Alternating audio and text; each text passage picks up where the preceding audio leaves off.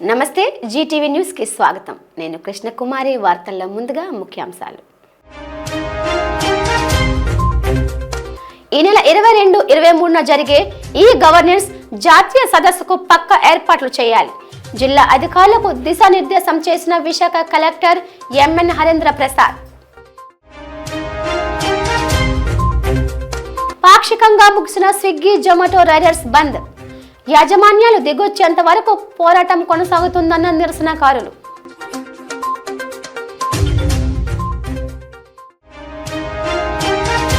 Seize చేసిన 346 ద్విచక్ర వాహనాలను యజమానులకు అందజేసిన Visakha CP Shankhabrata Bagchi.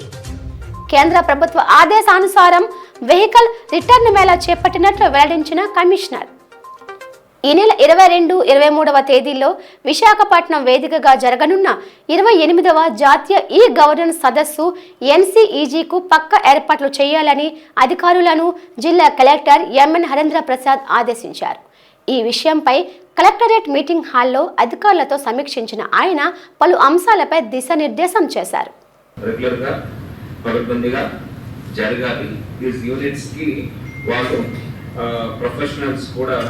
They have appointed, they have recruited MBA graduates and those with experience to prepare the vision and also put that vision into action. So ikkada constituency special officers andaru kuda unnaru.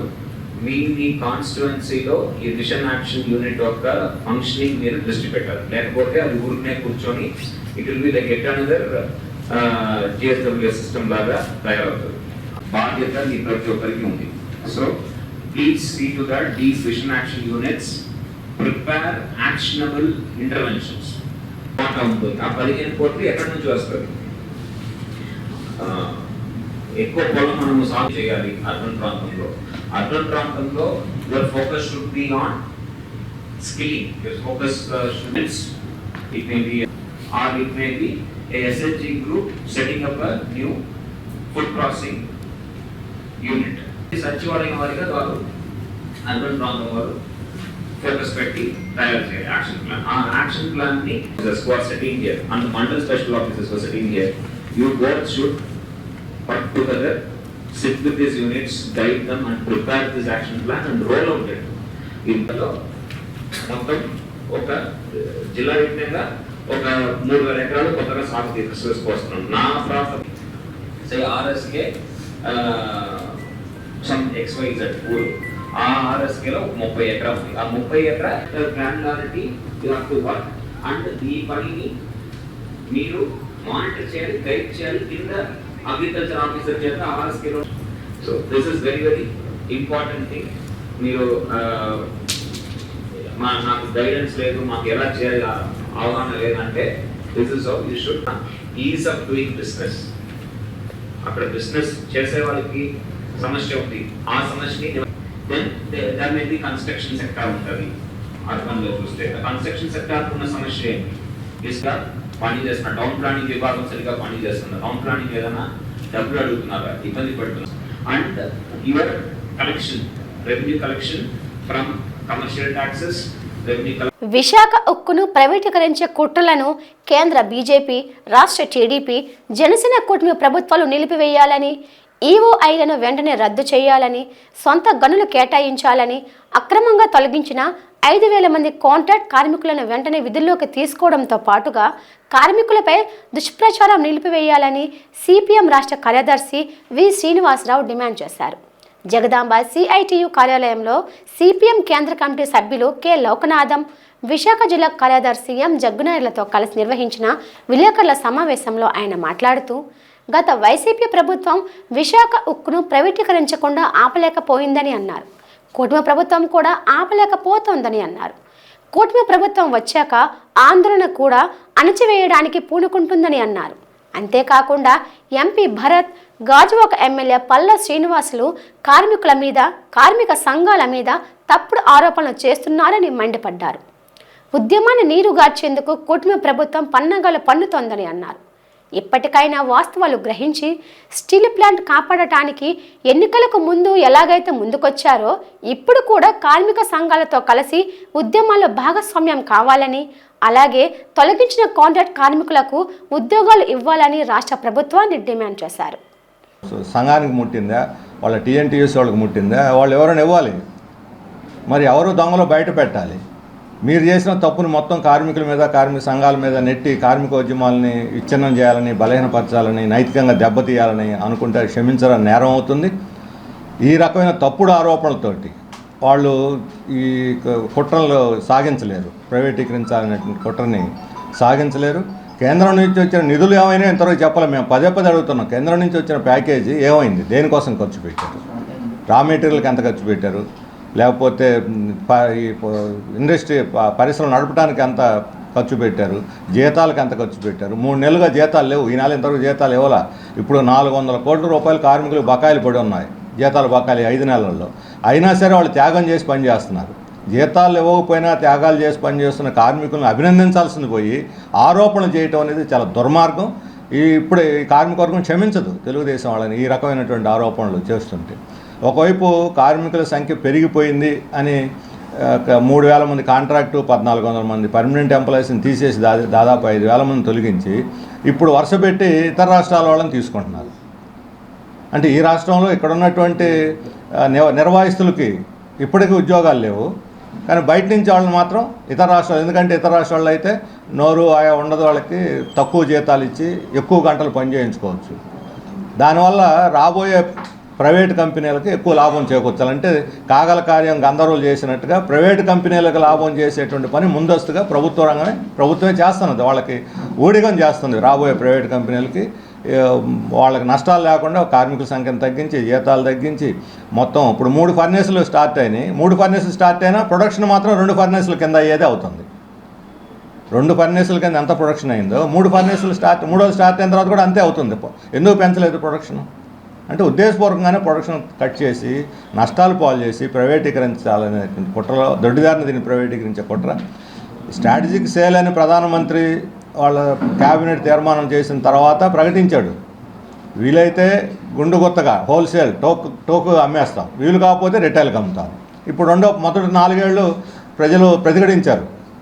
ఎన్నికలకు ముందు BJP తప్ప అన్ని పార్టీలు, తెలుగుదేశం, జనసేనతో సహా అన్ని పార్టీలు ఆందోళనలో ఉన్నాయి. అందరూ మూకమ్మడిగా వలపరిచారు. అందువల్ల ప్రైవేటీకరించలేకపోయారు. ఈరోజు తెలుగుదేశం, జనసేన వెన్నుపోటు పొడిచి బయటకు వచ్చేసినాయి పోరాటానికి. ఇప్పుడు వాళ్ళకి పని సులభమైంది ప్రైవేటీకరించడానికి. అంటే కేంద్రం యొక్క కుట్రలకి వీళ్ళు సహకరిస్తున్నారు అనేది స్పష్టం అవుతా ఉన్నది. ప్రజాస్వామ్యాన్ని కూని చేస్తున్న మాజీ ముఖ్యమంత్రి జగన్మోహన్ రెడ్డికి ప్రజలు తమ ఓటు హక్కుతో బుద్ధి చెప్పినా ఇంకా ఆయనలో మార్పు రాకపోవటం శోచనీయమని టీడీపీ రాష్ట్ర ప్రధాన కార్యదర్శి మహమ్మద్ నజీర్ దుయ్యబట్టారు. విశాఖ టీడీపీ కార్యాలయంలో ఆయన మీడియాతో మాట్లాడారు. మెడికల్ కాలేజీలపై వైసీపీ శ్రేణులు అసత్య ప్రచారాలు చేస్తున్నారని, ఎన్టీఆర్ హయాం నుండి నేటి చంద్రబాబు వరకు 28 మెడికల్ కాలేజీలు తెచ్చారని గుర్తు చేశారు. గడిచిన 5 ఏళ్లలో జగన్మోహన్ రెడ్డి పాలనలో 17 మెడికల్ కాలేజీలు తీసుకువచ్చి పూర్తి చేశామన్నది శుద్ధ అబద్ధమన్నారు. పేదలకు వైద్య విద్యను చేరువ చేస్తున్నానని చెబుతూనే ఆ సీట్లని లక్షల్లో అమ్ముకొని కోట్లు కూడబెట్టుకున్న జగన్మోహన్ రెడ్డి ఇప్పుడు నీతి కబుర్లు చెప్పడం దెయ్యాలు వేదలు వల్లిస్తున్నట్లు ఉందని అన్నారు. మాట్లాడుతున్నారు వాళ్ళు. ఏ విధంగా రేపు సీట్లు ఇస్తారు? ఎవరు ప్రైవేటైజ్ చేశారు? ప్రభుత్వ మెడికల్ సీట్లు ప్రైవేటైజ్ చేసిన రాక్షసుడు జగన్మోహన్ రెడ్డి. అదిగో Jio number 7, Jio number 8, Jio number 133 convenor కోటాలో ఉన్న 50% సీట్లు అమ్మేశాడు.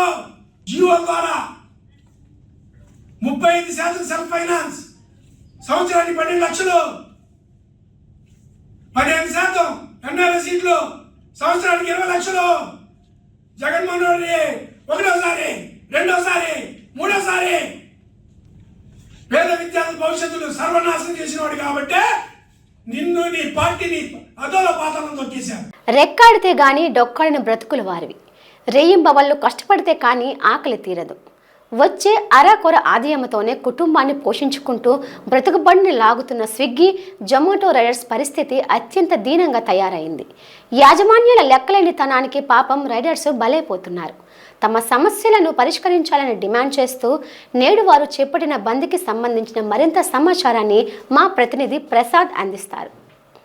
ఉన్నతమైన విద్యను అభ్యసించి సరైన ఉపాధి అవకాశం లేకైతే కనుక ఈరోజు చాలామంది యువత ఇటు స్విగ్గీ జొమాటోలు అంటూ చెప్పి ఇటు ప్రజాసేవకి అయితే అంకితం అవుతున్నారు. అంటే వచ్చిన దానికే సరిపెట్టుకుంటూ చేసినటువంటి ఈ ఉపాధి అవకాశాన్ని స్విగ్గీ జొమాటో లాంటి సంస్థలు పూర్తిగా తమను అన్యాయం చేస్తున్నాయి, తమకు కనీస ఉపాధి అవకాశం కూడా కల్పించకుండా తీవ్ర నష్టం పాలు చేస్తుందని చెప్పి ఈ రోజైతే కనుక యావత్ రాష్ట్ర వ్యాప్తంగా కూడా స్విగ్గీ జొమాటోలో చేసినటువంటి రైడర్స్ అందరూ కూడా బంద్ ప్రకటించారు. అయితే బంద్ గల ప్రధాన కారణం ఏంటనే విషయం మీద అయితే కనుక మనతో మాట్లాడడానికి రైడర్స్ కొంతమంది ఉన్నారు, వారిని అడిగి తెలుసుకునే ప్రయత్నిద్దాం. బ్రదర్, ఏంటి ఉండపలంగా రాష్ట్ర వ్యాప్తంగా ఒక్కసారిగా స్విగ్గీ జొమాటో మొత్తం బంద్ అవ్వడంతో ఏంటి ప్రధాన కారణం ఏంటి? ఈరోజు రాష్ట్ర వ్యాప్తంగా కూడా స్విగ్గీ జొమాటో బంద్ చేస్తూ ఉన్నారు. ఎందుకు బంద్ చేయవలసి వచ్చిందంటే లాస్ట్ ఇయర్ నవంబర్ నాటికి కిలోమీటర్కి కనీసం నాన్ పీక్ టైంలో 10,000 రూపాయలు, పీక్ టైంలో 12 రూపాయలు ఇచ్చేవారు. ఇప్పుడు కాస్త దాన్ని మినిమం చేస్తారు. ఈరోజు 4 రూపాయల నుంచి 6 రూపాయలు ఇస్తూ ఉన్నారు. అంటే లాస్ట్ ఇయర్తో పోలిస్తేప్పుడు ధరలు పెరుగుతాయి. ఆ రకంగా ధరలు పెరగడం కాకుండా ఈరోజు తగ్గించే పని చేశారు. లాస్ట్ ఇయర్ ఒక రైడరు కనీసం అనుకుంటే 1,500 నుంచి 1,200 సంపాదించారు. ఇప్పుడు 600 నుంచి 800 కూడా సంపాదించే పరిస్థితిలో లేదు. అంటే ఒక పక్కనే ధరలు పెరుగుతూ ఉన్నాయి, ఒక పక్కన రెండో పక్కన రైడర్స్ ఈరోజు పెరిగిపోయారని చెప్పేసి రేట్లు తగ్గించే పని చేస్తున్నారు. రెండో పక్క బేస్ పేరు పక్కనుండే శ్రీకాకుళంలో 25 రూపాయలు ఇస్తారు బేస్ పేరు, విశాఖపట్నంలో 20 రూపాయలు ఇస్తారంట. అంటే అక్కడేమి ఇల్లు అద్దేమి 5,000 ఉంటే ఇక్కడ 10,000 ఉంటుంది. మరి అటువంటిది ఇక్కడ బతకడం కోసం జీవన ప్రమాణ ఖర్చులు ఎక్కువ ఉంటాయి. మరి ఎక్కువ దగ్గర ఏమి ఈరోజు తక్కువ ఇస్తారట. ఈ రకంగా ఎందుకు ఇస్తున్నారని చెప్పేసి అడిగితే ఐడీలు ఆఫీసే పని చేస్తున్నారు. నిన్న లాస్ట్ సార్ ఇదే శని ఆదివారాల్లో ఇక్కడ వైజాగ్లో స్ట్రైక్ చేస్తే జొమాటో వాళ్ళు వచ్చి హామీ ఇచ్చారు, మేము బేస్ పేరు పెంచుతాం, ఇతర అంశాలు పరిష్కారం చేస్తాం, బుధవారం నాడు అన్నీ మాట్లాడతామని చెప్పేసి. ఈరోజు స్విగ్గీ జొమాటో రెండు ఒకటి అయిపోయి ఈరోజు ఏ సమస్యలు పరిష్కారం చేయకుండా వ్యవహారం చేస్తున్నారు. మేము అడుగుతుంది ఈరోజు స్విగ్గీ వాళ్ళకి 974 కోట్ల లాభం వచ్చింది. లాభంలో షేర్ ఇమ్మని అడగట్లే, వాళ్ళు చెప్తున్నారు మేము పార్ట్నర్ అని. పార్ట్నరే షేర్ ఇచ్చిమనండి, 974 కోట్లు మాకు కూడా షేర్ ఇమ్మనండి. మీరే షేర్ ఎవరు? కనీసం లాస్ట్ ఇయర్ ఇచ్చిన రేట్లు ఇమ్మని అడుగుతున్నాం. ఎప్పటికీ ఆల్రెడీ మీరు స్ట్రైక్ చేయడానికి కారణం జొమాటో స్విగ్గీ యాజమాన్యాలే. మేము గత 6 నెలల నుంచి చాలా శాంతియుతంగా యాజమాన్యాలకు లెటర్లు ఇచ్చాం, కలెక్టర్ గారికి లెటర్ ఇచ్చాం, లేబర్ కమిషనర్ గారికి లెటర్ ఇచ్చాం. ఇంతమందికి లెటర్లు ఇచ్చినా జాయింట్ మీటింగ్ పెట్టినా ఆ జాయింట్ మీటింగ్ కూడా ఈరోజు యాజమాన్యాలు రావట్లేదు, వచ్చినా సరే పరిష్కారం చేయట్లేదు. తప్పనిసరి పరిస్థితులు ఈరోజు స్ట్రైక్ చేస్తున్నాం. కాబట్టి ఈ స్ట్రైక్లో ఎప్పటికీ ఆల్రెడీ విశాఖపట్నంలో 100% జరుగుతూ ఉంది. కాబట్టి ఎప్పటికైనా సరే రాష్ట్ర ప్రభుత్వం జోక్యం చేసుకోవాలి. స్విగ్గీ జొమాటో యాజమాన్యం మొండి వైఖరి వెన్నాడి వెంటనే పరిష్కారం చేయాలి. ఆ రకంగా పరిష్కారం చేయకపోతే స్ట్రైక్లో ఏ ఘటన జరిగినా యాజమాన్యాలు బాధ్యత వహించాలి. అటువంటి పరిస్థితి వస్తే రాష్ట్ర ప్రభుత్వం కూడా బాధ్యత వహించాలని చెప్పేసి కోరుతున్నాం. స్విగ్గీ జొమాటోలకు సంబంధించి దేనికోసం అని చెప్పి ఎక్కువ రైడర్స్ పెరుగుతూ వస్తున్నారు అనుకుంటారు? అంటే సరైన ఉపాధి అవకాశాలు లేక ఇందులో వస్తారంట. ఇప్పుడు స్విగ్గీ జొమాటోలో అందరూ, నేనున్నాను యూనివర్సిటీలో పీజీ చేశాను, ఆ రకంగా MBA చేసిన వాళ్ళు, డిగ్రీలు చేసిన వాళ్ళు ఉన్నారు. ఇతర అవసరాలు, ఉద్యోగ అవసరాలు లేవు కాబట్టి ఈరోజు చేస్తున్నారు. కొద్దిమంది ఎలాగొచ్చారంటే ఎక్కడైనా ఇంతకుముందు పని చేస్తే 27,000 ఎలాగ వచ్చేది, కానీ అప్పుడు స్విగ్గీలోనే జొమాటోలో చేస్తే ఎక్కువ అమౌంట్ వచ్చేది. రోజుకి 2,000 3,000 వచ్చేది. ఇక్కడ 60,000 వస్తుంది, అక్కడ 27,000 అని చెప్పేసి అది మానేసి అక్కడికి వచ్చారు. ఇప్పుడు చూస్తే రోజుకి 500 కూడా వచ్చే పరిస్థితి లేదు. రెండు రకాలుగా ఈరోజు అందరూ చదువుకొని రాష్ట్ర ప్రభుత్వం, కేంద్ర ప్రభుత్వం ఉద్యోగాలు ఇవ్వట్లేదు కాబట్టి ఇక్కడ ఈరోజు తప్పనిసరి పరిస్థితిలో ఇరానికి రావడం జరిగింది. రెండో పక్కనేమి ఈరోజు రైడర్స్ అందరినీ హీనంగా చూడటం, సమాజం హీనంగా చూడటం కాదు, ఈరోజు స్విగ్గీ జొమాటో హీనంగా చూస్తుంది. అందుకని ఎప్పటికైనా సరే స్విగ్గీ జొమాటో రైడర్స్ అందరికీ వాళ్ళ సమస్యలు పరిష్కారం చేయడానికి సీరియస్గా చూడాలి అని మేము అడుగుతున్నాం. పూర్తి స్థాయిలో చూస్తే సుమారు ఎంతమంది స్విగ్గీ రైడర్స్ అయితే రాష్ట్ర వ్యాప్తంగా ఉన్నారు? ఈరోజు విశాఖపట్నంలో 40,000 మంది ఉన్నారు. వాళ్ళు చెప్తున్న లెక్కలు ఐడీలు ఉన్నాయని చెప్పేసి దాంట్లో సగం మంది గ్యారెంటీగా రోజు ఆన్ చేస్తారు, అప్పుడప్పుడు రాత్రి ఆన్ చేసుకున్న వాళ్ళు లేదా పార్ట్ టైం చేసిన వాళ్ళు ఉంటారు. కానీ ఇటువంటి వాళ్ళు అందరూ ఈరోజు స్విగ్గీ మీద, జొమాటో మీద పూర్తిగా ఆధారపడుతున్నారు. ఎందుకంటే ఆ రకమైన భవిష్యత్తులో కూడా మనం చెప్పడం కాదు, నీతి ఆయోగ్ చెప్తుంది 10 కోట్ల మంది పెరుగుతారని. మరి ఆ రకంగా మొత్తం స్విగ్గీ జొమాటో ఏ ఉద్యోగాలు లేవు కాబట్టి పెరుగుతున్నప్పుడు ఈరోజు అటువంటి ఉద్యోగాల అవకాశాలను కల్పించండి రాష్ట్ర ప్రభుత్వం. మేము అడుగుతుంది అంటే కేంద్ర ప్రభుత్వమే ఈరోజు వాళ్ళ ఊబర్కి ప్రత్యామ్నాయ యాప్ పెడతానని చెప్పింది. మరి అటువంటి ఫుడ్ డెలివరీకి ఎందుకు యాప్ పెట్టకూడదు? కానీ ఆ రకంగా ఫుడ్ డెలివరీ కూడా రాష్ట్ర ప్రభుత్వం, కేంద్ర ప్రభుత్వం జోక్యం చేసుకొని యాప్ పెట్టండి. ఆ రకంగా పెట్టుకొని ఈరోజు ఉపాధి అవకాశాలు కల్పించండి. ఈరోజు సమయపాలన ఉంటుందా ఉదయం ఈ టైం నుంచి? ఎంత అన్యాయం అంటే ఈరోజు 10 నిమిషాల్లో పార్సల్ తీసుకెళ్ళి ఇవ్వాలి. ఆ రకంగా వెళ్ళేందుకు యాక్సిడెంట్లు జరుగుతాయి. యాక్సిడెంట్లు జరిగే ఈరోజు ఇన్సూరెన్స్ ఉంటుందని చెప్తారు, ఏ ఇన్సూరెన్స్ ఎవరు. రెండోది లైసెన్స్ లేకుండా ఈరోజు గ్రూపులు ఆన్ చేసుకుంటారు, యాప్లు ఆన్ చేసుకుంటారట. లైసెన్స్ లేకుండా ఎవరైనా ఆన్ చేసుకోవడానికి అర్హత ఉందా? బండి తీయడానికి ఉందా? మరి అటువంటిది రాష్ట్ర ప్రభుత్వం, కేంద్ర ప్రభుత్వం లైసెన్స్ లేని వాళ్ళని యాప్లోకి ఎలా తీసుకుంటారు? మేము ఆల్రెడీ డీటీసీ గారు కంప్లైంట్ ఇచ్చాం, సిపి గారు కంప్లైంట్ ఇచ్చాం. సిపి గారు చెప్పింది ఏంటంటే మేము వెంటనే కమిటీ వేస్తాం, వాళ్ళ మీద చర్యలు తీసుకుంటాం, డీటీసీ గారు కూడా కంప్లైంట్ ఇస్తామన్నారు. కాబట్టి ఆ సీరియస్గా తీసుకొని ఇప్పటికీ ఆల్రెడీ లెటర్లు పంపించారు, మేము కాదంటలేదు. కానీ ఆ రకంగా ఈరోజు యాప్లోనే ఆ రకంగా అవకాశం ఇవ్వడానికి రాష్ట్ర ప్రభుత్వం ఏం చేస్తుంది? కానీ ఎప్పటికైనా సరే ఈరోజు ఆ యాక్సిడెంట్లు అయితే ఇన్సూరెన్స్ ఇవ్వాలి, అది ఇచ్చే పరిస్థితులు. విశాఖపట్నంలోనే మనందరికీ తెలుసు ఆక్సిజన్ టవర్లో పెద్ద ఘటన అయింది, ఈ రోజుకి ఆయన చేసలేదు. ఇక్కడే సరస్వతి పార్క్, ఇది మన డైమండ్ పార్క్ దగ్గర ఒక కస్టమర్ వచ్చి కొట్టేశాడు, ఆయన ఇవ్వలేదని చెప్పేసి ఫుడ్ లాక్కెళ్ళిపోతున్నారు చాలామంది. ఆ రకంగా పెనాల్టీలు వేస్తున్నారు. అలాగే నేను వెళ్ళకపోతే ఎవరైతే దొంగ యాక్చువల్ తాగేసి అక్కడికే రప్పించి ఆ రకంగా తీసుకొచ్చి అక్కడ కొట్టేస్తూ ఉన్నారు. ఈ రకంగా రక్షణ లేకుండా ఉండే పరిస్థితుంది. కానీ ఆ రకంగా రక్షణ లేదని చెప్పేసి అడిగితే మాకు సంబంధం లేదని మాట్లాడతారు. ఎవరైనా కొట్టేశారు కదా అని చెప్పి మళ్ళీ రివర్స్లో వెళ్ళి మాట్లాడితే మీరు ఎవడు మాట్లాడడానికి యాప్లో కంప్లైంట్ ఇవ్వండి, యాప్లో కంప్లైంట్ ఇస్తే ఎవడు పరిష్కారం చేయడు. ఆ రకంగా ఇష్టారాజ్యంగా ఈరోజు స్విగ్గీ జొమాటో యాజమాన్యాలు వ్యవహారం చేస్తున్నాయి. వెంటనే రాష్ట్ర ప్రభుత్వం కేంద్ర ప్రభుత్వం జోక్యం చేసుకోవాలని చెప్పేసి మా విజ్ఞప్తి. చూసాం కదా, పూర్తిస్థాయిలో చూస్తే కనుక ప్రస్తుతం అయితే స్విగ్గీ జొమాటోకి సంబంధించినటువంటి ఎవరైతే రైడర్స్ ఉన్నారో వీళ్ళందరూ కూడా సమయాపాలన లేదు, రాత్రింబావుళ్ళు కూడా కష్టపడుతూ అయితే కనుక వచ్చే కమిషన్ కోసం అయితే కనుక కుటుంబ పోషణ, అదేవిధంగా తమ జీవనోపాధికి సంబంధించినటువంటి విషయం మీద దీని మీద ఆధారపడి బ్రతుకుతున్నటువంటి సుమారు 40,000 మంది విశాఖలోనే ఉన్నారు. ఇదేవిధంగా రాష్ట్ర వ్యాప్తంగా కూడా కొన్ని లక్షల మంది అయితే కనుక స్విగ్గీ జొమాటో నమ్ముకుని ఉన్నారు. అయితే స్విగ్గీ జొమాటో యాజమాన్యం అయితే కనుక వీరికి తీరని అన్యాయం చేస్తోంది. ఇస్తానన్నటువంటి కమిషన్లు ఇవ్వకపోగా రక్షణ, కనీసం ఉద్యోగ భద్రత కూడా కల్పించకుండా ఈ రైడర్స్ ఎవరైతే వెళ్తున్నప్పుడు దారి మార్గంలో యాక్సిడెంట్లు కావచ్చు, లేదంటే రక్షణ లేకుండా అయితే ఆర్డర్స్ పెట్టుకున్నటువంటి వారు వీళ్ళ మీద దాడులు చేస్తున్న నేపథ్యం కూడా అనేక మార్లు ఇప్పటికే మనం చాలాసార్లు చూసాం. అయితే వీరెవరికి కూడా రక్షణ లేని పరిస్థితి అయితే కనుక దాపరించింది.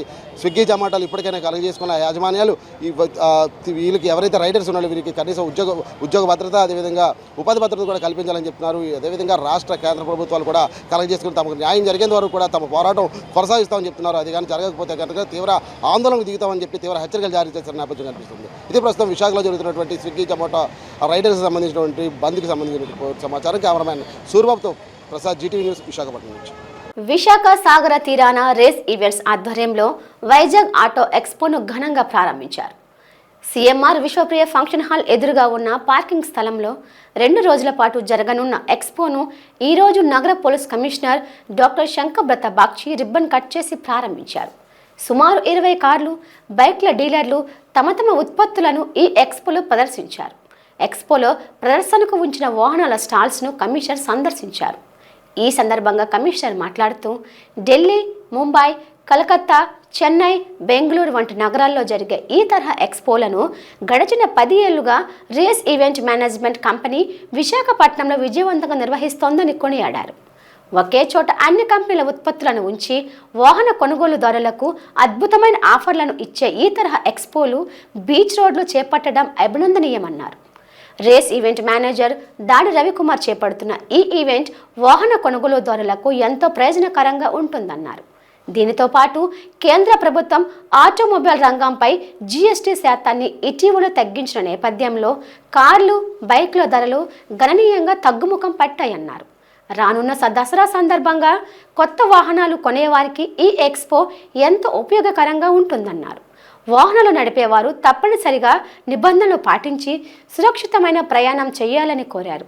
ఈ కార్యక్రమంలో AP tours and travels association రాష్ట్ర అధ్యక్షుడు కన్నెగంటి విజయమోహన్, జాతీయ జర్నలిస్టుల సంఘం అధ్యక్షుడు గంట్ల శ్రీనుబాబు, హాలిడే వరల్డ్ కంపెనీ ప్రతినిధి చిట్టిమిరెడ్డి గోపి, పలు కార్లు, బైకుల కంపెనీల జీఎంలు, సీఈఓలు, సేల్స్ హెడ్లు పాల్గొన్నారు. Vehicles both 2 wheelers and 4 wheelers ఇక్కడ డిస్ప్లే చేశారండి. మంచి ఆఫర్స్ ఉన్నాయి, నేను చూశాను. తర్వాత జిఎస్టీ పోయిన తర్వాత ఎంత ప్రైస్ వస్తుంది దాని మీద కొన్ని కంపెనీస్ అదనంగా దసరా డిస్కౌంట్ కూడా ఇస్తున్నారండి. సో ఇది ఒక మంచి అవకాశం. ఎవరైనా 2 వీలర్ కానీ 4 వీలర్ కానీ కొనాలంటే ఇక్కడికి వచ్చి ఈ ఆఫర్స్ అవైల్ చేసుకోవచ్చు. ఇక్కడ ముఖ్యమైన విషయం అంటే మనం ఈరోజు ప్రయాణం చేసేటప్పుడు సేఫ్టీ గురించి ఆలోచిస్తాం. సో ఇక్కడ ఉన్న వెహికల్స్ చూస్తే కొత్త సేఫ్టీ ఫీచర్స్ వాళ్ళు అందులో ఇన్కార్పొరేట్ చేశారండి. కాబట్టి సేఫ్టీ ఫీచర్స్ కూడిన వెహికల్స్ మీద ఫోకస్ చేస్తే బాగుంటుంది. ఎయిర్ బ్యాగ్స్ లాంటివి, ప్రతి సీట్లో సీట్ బెల్ట్స్ ఉంటాయి. సిమిలర్లీ మన దేశంలో ఫ్యూచర్లో పెట్రోల్, డీజిల్ కంటే ఈవీ వెహికల్స్ ఎక్కువ మనకు కనిపిస్తాయి. సో ఇక్కడ ఈవీ వెహికల్స్ కూడా చూస్తే మంచి కలెక్షన్ ఉంది, మంచి ఫీచర్స్ ఉన్నాయి. ఈరోజు మన వైజాగ్ నగరంలో చూస్తే కూడా దాదాపు 13-14 ఈవీ బ్యాటరీ ఛార్జింగ్ స్టేషన్స్ ఉన్నాయి. ఇంకా కొత్తగా ఛార్జింగ్ స్టేషన్స్ ఏర్పాటు చేయడం జరుగుతుంది.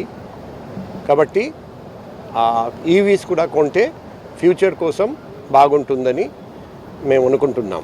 గుంటూరు పశ్చిమ శాసనసభ్యురాలు గల్లా మాధవి రాష్ట్రంలో ప్లాస్టిక్ వినియోగంపై అడిగిన ప్రశ్నకు డిప్యూటీ సీఎం పవన్ కళ్యాణ్ జవాబిచ్చారు.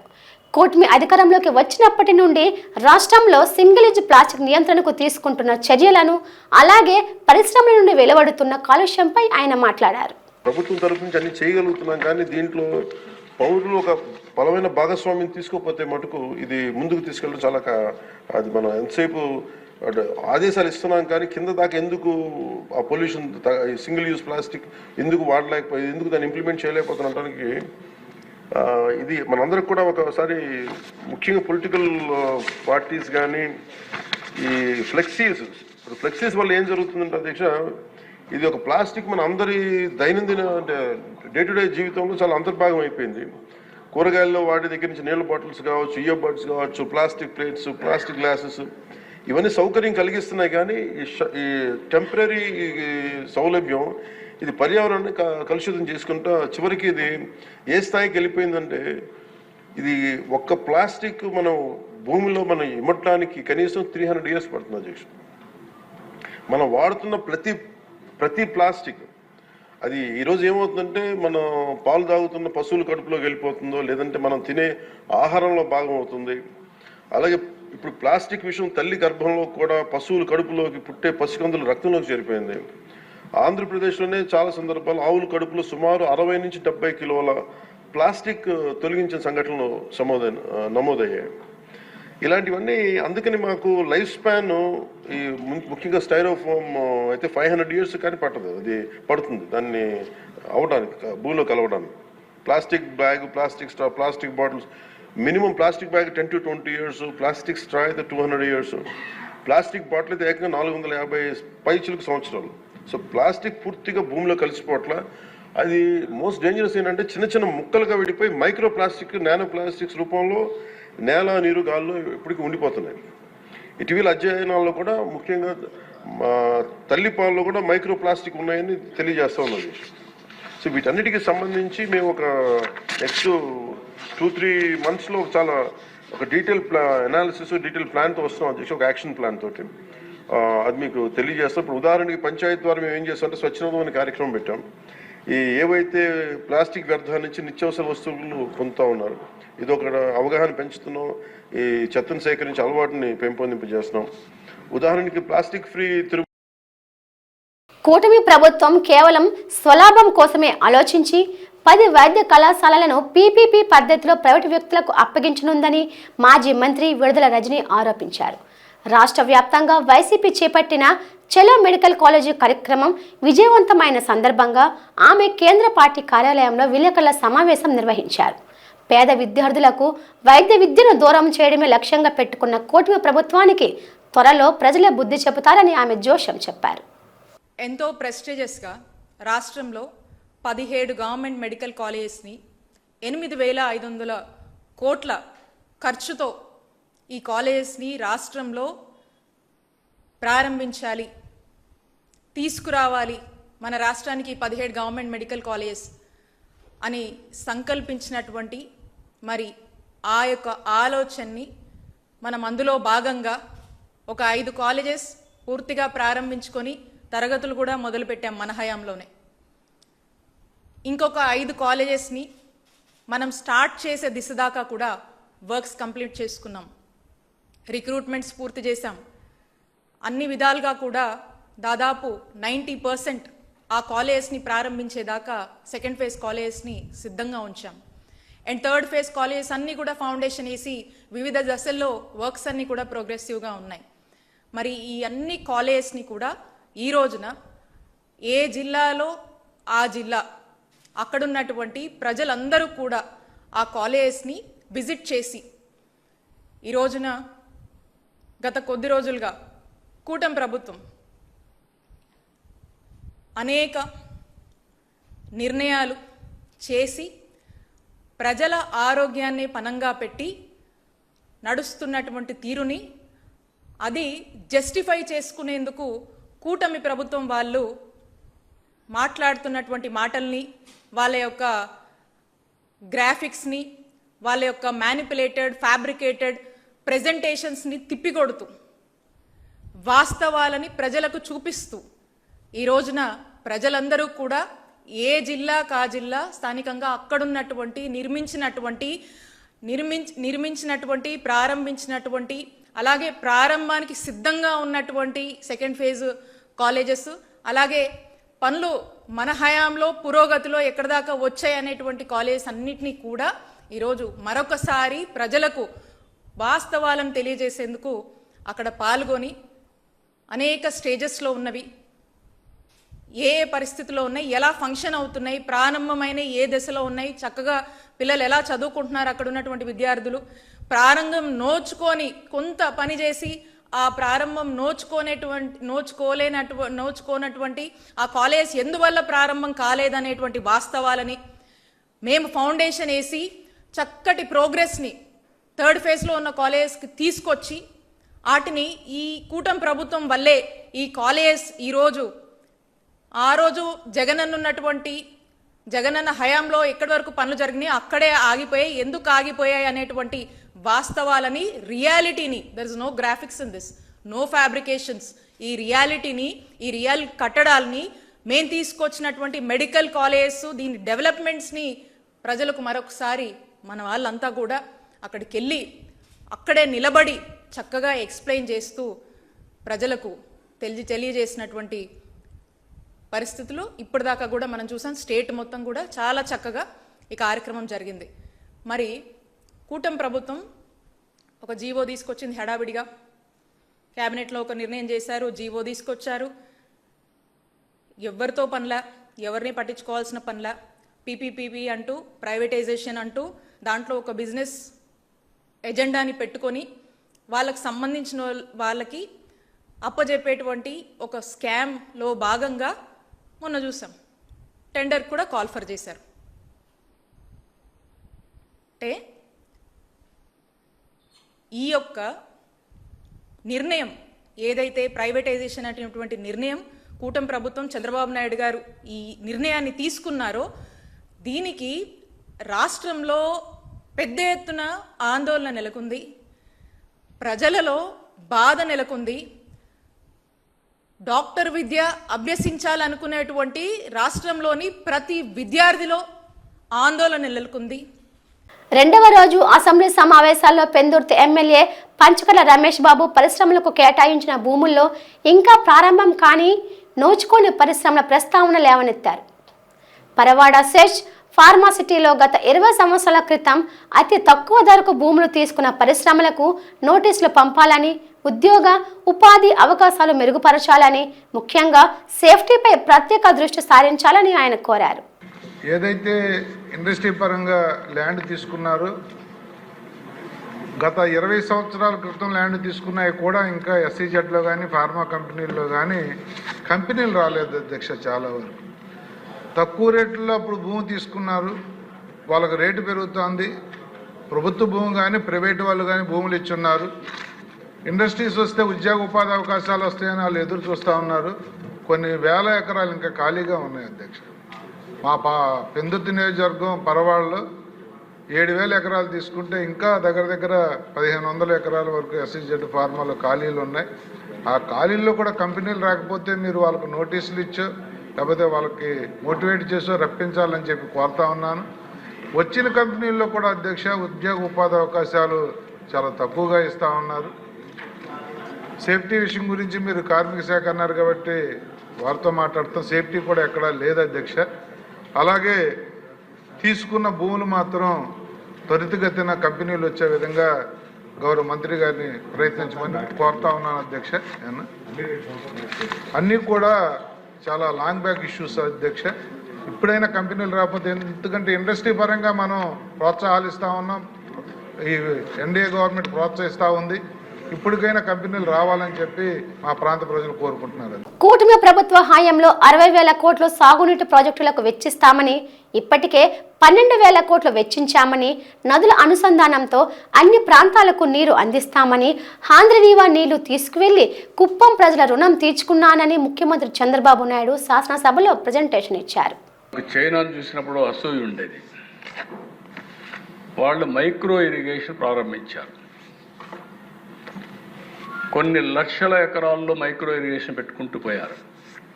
ఆ రోజు నేను ప్రధానమంత్రి నరేంద్ర మోడీ గారు వాజ్పేయి గారు ఉన్నప్పుడు నేను ఆయన రిక్వెస్ట్ చేస్తే ఇవన్నీ సాధ్యమా ఏదో అడుగుతున్నారు మీరంటే, కాదు సార్ చేయాలంటే ఫైనల్గా నేను ఒక్కడిని వన్ మ్యాన్ కమిషన్గా మైక్రో ఇరిగేషన్ రిపోర్ట్ ఇమ్మని వేశారు.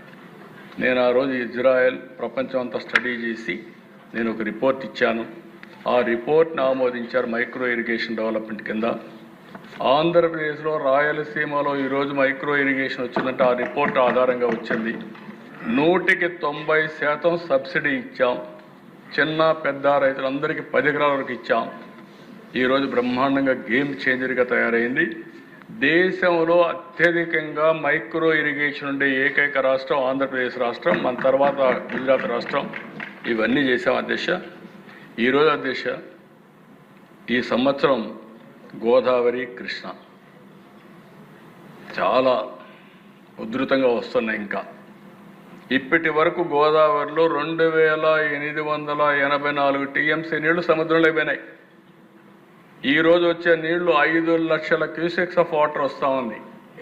5 లక్షలు అంటే 50 టీఎంసీ నీళ్లు. ఇంకొక పక్క కృష్ణ 845 టీఎంసీ నీళ్లు సముద్రంలో అయిపోయినాయి. అదే సమయంలో ఈరోజు 2,44,000 అంటే 24.4 టీఎంసీ నీళ్లు రోజుకు వస్తున్నాయి, సముద్రంలో అయిపోతున్నాయి. ఇప్పటి వరకు సముద్రంలో పోయిన నీళ్ల దిశ 3,732 టీఎంసీ నీళ్లు ఇప్పటికి సముద్రంలో అయిపోయినాయి. ఇంకా సీజన్ ఉంది. ఒక్క గోదావరి ఈ సంవత్సరం 5,000 టీఎంసీ పైన సముద్రంలో ఇవ్వబోతున్నాయి అధ్యక్ష. నేను అందుకే చెప్పింది అధ్యక్ష, ఒక చిన్న విషయం, 2 టీఎంసీ 200 నీళ్లు 200 టీఎంసీ నీళ్లు గోదావరి నుంచి పోలవరం నుంచి బనకచర్లకు తీసుకుపోతే బ్రహ్మాండంగా రాయలసీమ సస్యశ్యామలం అవుతుంది. వర్షాలు పడినప్పుడు నీళ్లు వస్తాయి. కరువు రోజుల్లో కూడా ఎక్కడ కూడా నీటి ఎద్దడి లేకుండా చేయాలనే ఉద్దేశంతో నేను ఆ ప్రపోజల్స్ పెట్టాను. కేంద్రం కూడా ఆ రోజు ఒప్పుకున్నారు. అది జరిగితే అధ్యక్ష, ఒకప్పుడు నేను ముందే చెప్పాను మీకు, ఎప్పుడో కళ, ఇప్పుడు కూడా చెప్తున్నా, ఈ దేశం గంగా కావేరి 2 నదులు అనుసంధానం చేసి అన్ని రాష్ట్రాల్లో నదుల అనుసంధానం చేసిన రోజున ప్రపంచానికే మనం ఆహారోత్పత్తులు ఉత్పత్తి చేసి సరఫరా చేసే పరిస్థితి వస్తుంది. అలాంటి కార్యక్రమానికి మనం ముందుకు పోవాల్సిన అవసరం ఉంది. ప్రధాని మోదీ బాల్యంపై ఒక కార్యకర్త తీసిన లఘు చిత్రం చలో జీతే హై. మోదీ బాల్యం బయోగ్రఫీ గాజువాక సిఎంఆర్ సెంట్రల్ ఐనాక్స్లో భాజపా కార్యకర్తలు అందరూ కలిసి వీక్షించారు. ఈ సందర్భంగా కన్వీనర్ కన్నంరెడ్డి నరసింగరావు, జిల్లా ఉపాధ్యక్షులు దీనంకొండ కృష్ణంరాజు మాట్లాడుతూ, రాష్ట్ర అధ్యక్షులు పివిఎన్ మాధవ్ సూచనల మేరకు రాష్ట్ర వ్యాప్తంగా ప్రధాని నరేంద్ర మోదీ బాల్యం ఏ విధంగా ఉండేదో తెలియపరిచే విధంగా 20 నిమిషాల లఘు చిత్రాన్ని ఒక కార్యకర్త రూపొందించారని అన్నారు. కడు పేద కుటుంబంలో పుట్టిన మోదీ తండ్రి రైల్వే స్టేషన్లో టీ అమ్ముకునేవారని, స్కూల్లో చదువుకుంటూ తండ్రితో కలిసి మోదీ కూడా టీ అమ్మేవారని అన్నారు. మోదీ తల్లి పాచి పనులు చేస్తూ ఆయన్ను చదివించాలని, తన చిన్ననాటి చేదు జ్ఞాపకాలను గుర్తుపెట్టుకొని దేశ ప్రధాని అయ్యాక తన తల్లి లాంటి పేద మహిళల కోసం ఉజ్వల పథకం ద్వారా ఉచితంగా వంట గ్యాస్ కనెక్షన్లు, ముద్ర లోన్స్ ద్వారా చిరు వ్యాపారులకు సహాయం, ఆవాస్ యోజన పథకం ద్వారా పేదలకు ఇల్లు, ఆకలితో ఎవరు ఉండకూడదని ప్రతి పేదవాడికి ఉచిత బియ్యం పంపిణీ వంటి అనేక సంక్షేమ పథకాలను ప్రవేశపెట్టి 25 కోట్ల పేద ప్రజలను పేదరికం నుండి విముక్తి చేశారని అన్నారు. ఆయన్ను ఆదర్శంగా తీసుకొని తాము కూడా ప్రజాసేవకు అంకితమవుతామని స్పష్టం చేశారు.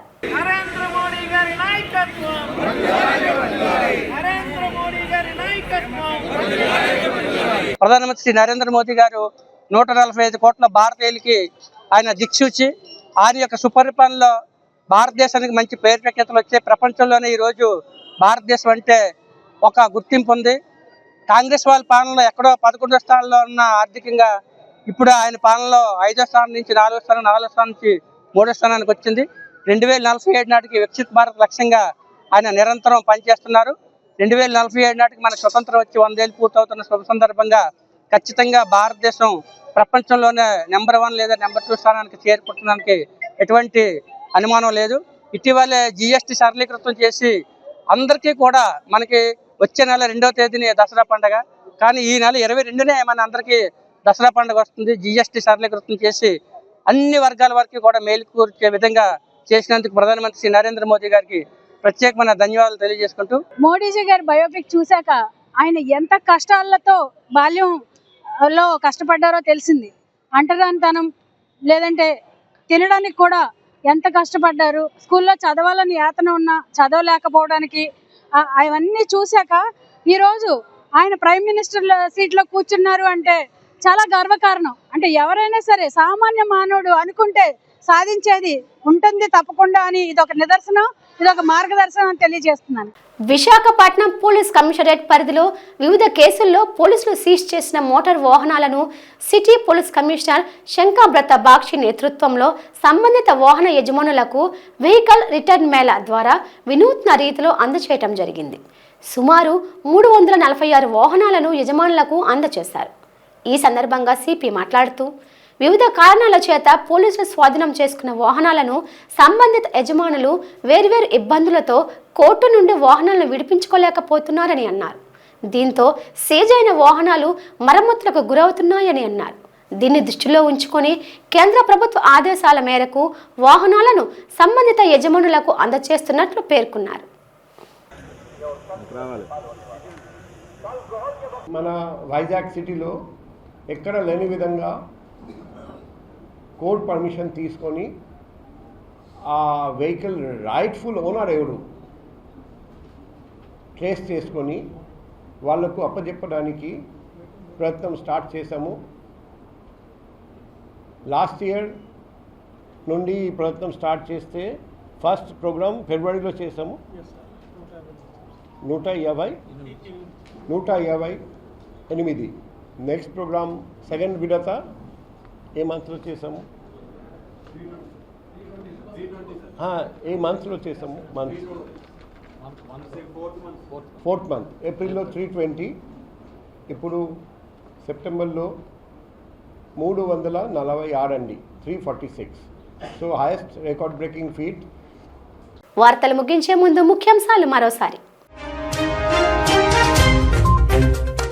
ఈ నెల 22-23న జరిగే ఈ గవర్నెన్స్ జాతీయ సదస్సుకు పక్కా ఏర్పాట్లు చేయాలి. జిల్లా అధికారులకు దిశానిర్దేశం చేసిన విశాఖ కలెక్టర్ ఎంఎన్ హరేంద్ర ప్రసాద్. పాక్షికంగా ముగిసిన స్విగ్గీ జొమాటో రైడర్స్ బంద్. యాజమాన్యాలు దిగొచ్చేంత వరకు పోరాటం కొనసాగుతుందన్న నిరసనకారులు.